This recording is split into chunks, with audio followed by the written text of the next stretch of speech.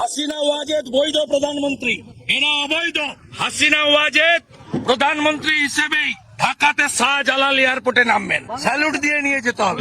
দর্শক, পশ্চিমবঙ্গের নির্বাচনের পরে শুভেন্দু অধিকারী যখন এই ধরনের মন্তব্য করেন এবং তাদের নির্বাচনের বিজয়ী কিংবা পরাজয়ের সঙ্গে যখন শেখ হাসিনা বাংলাদেশের বৈধ প্রধানমন্ত্রী কিনা, শেখ হাসিনা শাহজালাল বিমানবন্দরে বৈধ প্রধানমন্ত্রী হিসেবে অবতরণ করবেন, তাকে সেলুট দিয়ে বাংলাদেশের জনগণ নিয়ে আসবে, এই মন্তব্য রীতিমতো চাঞ্চল্যের সৃষ্টি করেছে এবং এই মন্তব্য বলে দিচ্ছে পশ্চিমবঙ্গে বিজেপির ভূমিধস জয়ে বাংলাদেশের সঙ্গে রাজনীতিতে বড় একটা প্রভাব ফেলবে পশ্চিমবঙ্গের রাজনীতি।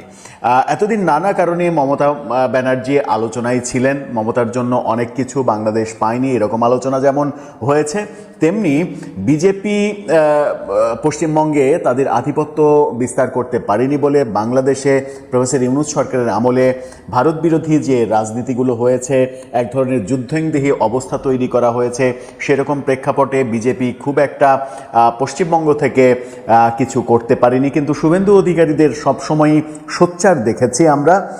সেই পরিস্থিতিগুলো এখন পাল্টে যাবে কিনা, ভারত বাংলাদেশ রাজনীতির ইকুয়েশনটা কি দাঁড়াবে, পরবর্তীতে আমরা কোন ব্যাপারের সাক্ষী হব, বাংলাদেশের সরকার কি ভাবছে, ভারতের সরকারের ভাবনার পরিবর্তন হবে কিনা, বাংলাদেশে সাম্প্রদায়িক রাজনীতি যারা করে তাদের বিজেপিকে সমর্থন করার একটা ব্যাপার থাকলেও উল্টো ব্যাপার যখন দেখছি, তখন বাংলাদেশের সাম্প্রদায়িক রাজনীতিবিদরা কিংবা রাজনৈতিক সংগঠনগুলো বিপদে পড়বে কিনা, এরকম নানা আলোচনা রয়েছে। কি ভাবছে বাংলাদেশ, কি বলছে বাংলাদেশের পররাষ্ট্র মন্ত্রণালয়, কি ভাবছে এখন ভারত, চলুন একটু হিসাবগুলো মিলিয়ে দেখি যে শুভেন্দু অধিকারীর এই বিজয়ের পরে শেখ হাসিনাকে নিয়ে মন্তব্যের পেছনে অন্য কোনো কারণ আছে কি না। দর্শক, বলছিলাম পশ্চিমবঙ্গ রাজ্য নির্বাচনের কথা, যে নির্বাচন হলো মমতা ব্যানার্জির 15 বছরের শাসন তার অবসান ঘটল। বিজেপি ভারতের স্বাধীনতার পরে প্রথমবারের মতো কলকাতা দখল করলো। এই কলকাতা দখল করার ঘটনায় বর্তমান প্রধানমন্ত্রী নরেন্দ্র মোদী তিনি যার পর নাই খুবই উচ্ছ্বসিত। তিনি বলেছেন যে কলকাতায় পদ্ম ফুটেছে। তিনি এক্স হ্যান্ডেলে একটা পোস্ট দিয়েছেন, তার পোস্টটা আপনারা দেখে নিতে পারেন। সেই পোস্টে তিনি বলছেন, শুরুই করেছেন এভাবে, the lotus blooms in West Bengal, এরকম ভাবে শুরু করে তিনি যে বার্তা দিয়েছেন সেই বার্তায় বোঝাই যাচ্ছে যে তিনি যার পর নাই খুশি হয়েছেন। এই নির্বাচনে ফলাফলে আমরা দেখছি 2021 সালের নির্বাচনে তৃণমূল কংগ্রেস পেয়েছিল 215 আসন, সেখানে বিজেপি পেয়েছিল মাত্র 77 আসন, অর্থাৎ ঠিক এর আগের নির্বাচনে। এবার নির্বাচনের ফলাফলটা জাস্ট উল্টে গেল। নির্বাচনের ফলাফল শীটটা যদি আপনারা একটু দেখেন তাহলে আমরা দেখছি যে তৃণমূল কংগ্রেস পেয়েছে মাত্র 82টি আসন আর বিজেপি পেয়েছে 205টা আসন, অর্থাৎ 2021-এর নির্বাচন একেবারে রিভার্স হয়েছে। 2021-এর নির্বাচনে বিজেপি পেয়েছিল 77 আসন, এবার তৃণমূল কংগ্রেস পেল 82 আসন। এর আগে তৃণমূল কংগ্রেস পেয়েছিল আগের নির্বাচনে 215 আসন, বিজেপি এবার পেল 205 আসন। তার মানে এই যে ভূমিধস বিজয়, অর্থাৎ পশ্চিমবঙ্গ যে একসময় বামপন্থী রাজনীতির দ্বারা প্রভাবিত ছিল, সেই রাজনীতি থেকে পরিবর্তিত হতে হতে, মানুষের পরিবর্তন হতে হতে এখন ধর্মাশ্রয়ী দল বিজেপি, তাদের কিন্তু আধিপত্য তৈরি হলো, যেটা ভারতের স্বাধীনতার পরে প্রথমবারের মতো এই ঘটনা ঘটল। ভারতের স্বাধীনতার পরে প্রথমবারের মতো যখন এই ঘটনা ঘটল, তখন মমতা ব্যানার্জি কি আগে থেকেই এটা টের পেয়েছিলেন? সেই প্রশ্নটা আসবে কেননা তার কিছু অডিও এবং তার একটা অন্তত গান সামাজিক যোগাযোগ মাধ্যমে ভাইরাল হয়েছে।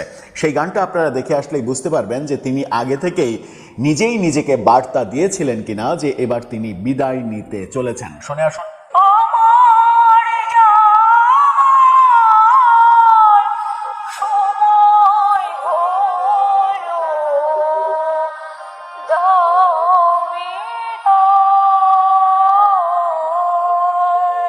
এই যে বিদায় চাওয়ার গান, এই বিদায় চাওয়ার গানের মাধ্যমে তিনি আগেই বার্তা দিয়েছিলেন যে তার বিদায় হতে চলেছে, এরকমটাই ধারণা করা হচ্ছে। এখন আসা যাক বাংলাদেশের সঙ্গে রাজনীতিটা কোন দিকে যাবে। শুভেন্দু অধিকারী যে মন্তব্য করলেন, মানে তাদের বিজয়ের পরে তিনি শেখ হাসিনাকে নিয়ে মন্তব্য করলেন, শেখ হাসিনাকে বাংলাদেশের বৈধ প্রধানমন্ত্রী বললেন, শাহজালাল বিমানবন্দরে তিনি অবতরণ করবেন প্রধানমন্ত্রী হিসেবে এই কথা বললেন। এর বাস্তবতা আদৌ কি আছে? উত্তর হচ্ছে এর বাস্তবতা আদৌ নেই। হ্যাঁ, একটা ব্যাপার হতে পারে, সেটা হচ্ছে যে ভারত যদি মনে করে যে বাংলাদেশের ওপরে চাপ প্রয়োগ করা এবং সেই চাপে যুক্তরাষ্ট্রকে সহ নিয়ে একটা চাপ প্রয়োগ করার চেষ্টা যদি করে তাহলে হয়তো সফলতা আসতে পারে, যেটা হচ্ছে যে আওয়ামী লীগকে রাজনীতি করতে দেয়া। আওয়ামী লীগের রাজনীতিতে ফেরাটা হয়তো একটু দ্রুততার সঙ্গে হতে পারে পশ্চিমবঙ্গের এই সরকার বদলের ক্ষেত্রে। তাছাড়া অন্য কোনো ঘটনা ঘটার সম্ভাবনা খুবই কম। কিন্তু একটা ব্যাপার খুবই লক্ষণীয়, সেটা হচ্ছে যে ভারতের এই বিজেপি হিন্দুত্ববাদী সংগঠন এবং সাম্প্রদায়িক রাজনীতি যারা মূলত করে, তাদের যখন পশ্চিমবঙ্গে বিজয় হলো তখন বাংলাদেশের সাম্প্রদায়িক রাজনীতি যারা করে তাদের খুশি হওয়ার কথা ছিল।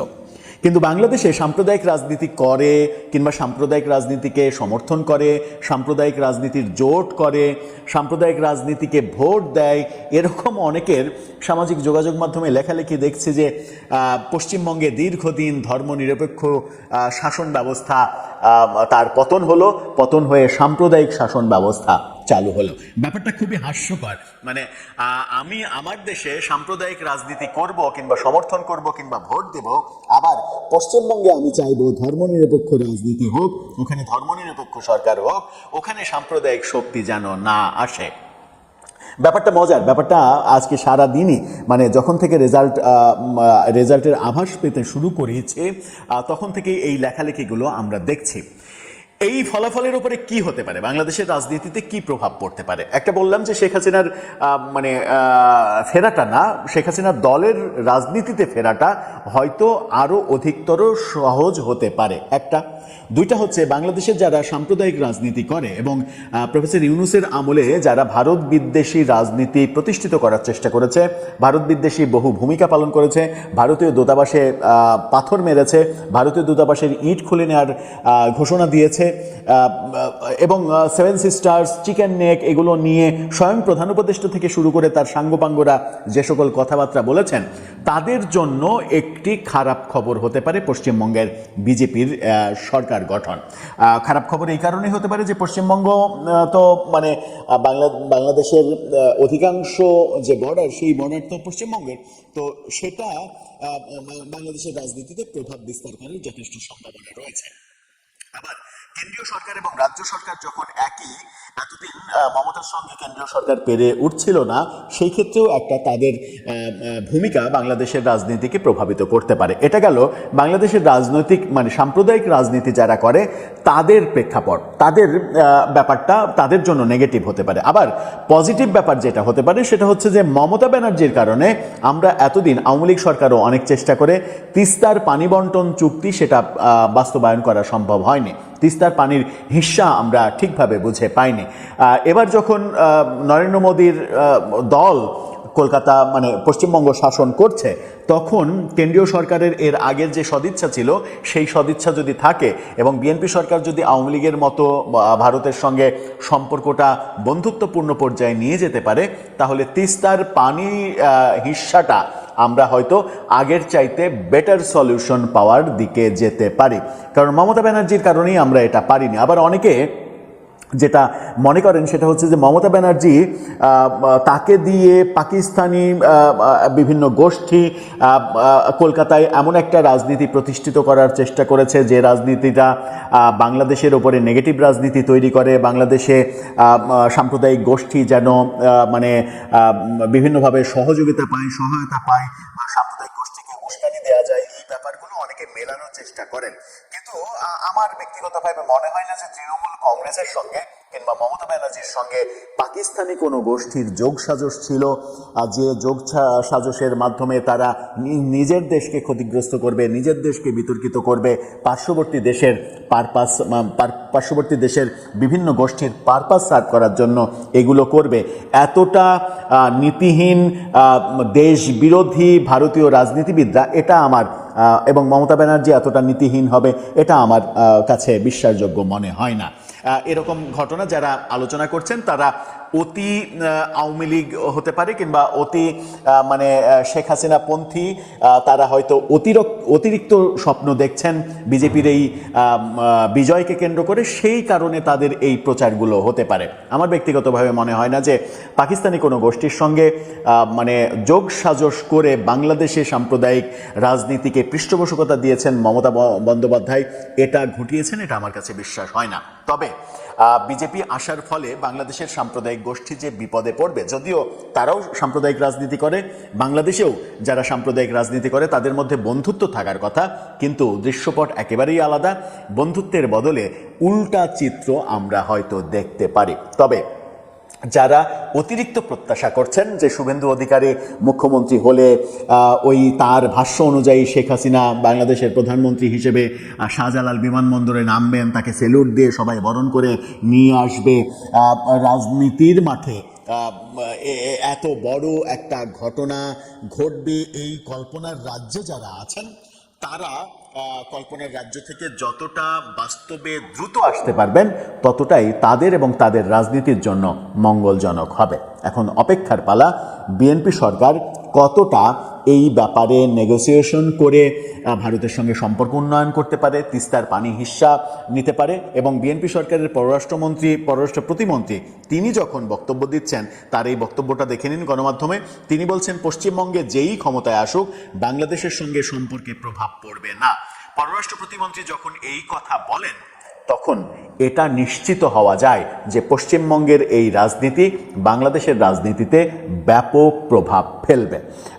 সুতরাং তারা কতটা এটা মিনিমাইজ করতে পারবে, তারা কতটা সম্পর্কটা আরও ঘনিষ্ঠ করতে পারবে, সম্পর্কটা ঘনিষ্ঠ করে ভারতের সঙ্গে প্রফেসর ইউনূসের যে যুদ্ধংদেহী সম্পর্ক সেখান থেকে বন্ধুত্বপূর্ণ সম্পর্কের দিকে নিয়ে যাবে, সেটাই এখন আমাদের দেখার পালা, অপেক্ষার পালা। দর্শক, আপনার মতামত জানিয়ে লিখতে পারেন আমাদের কমেন্ট বক্স।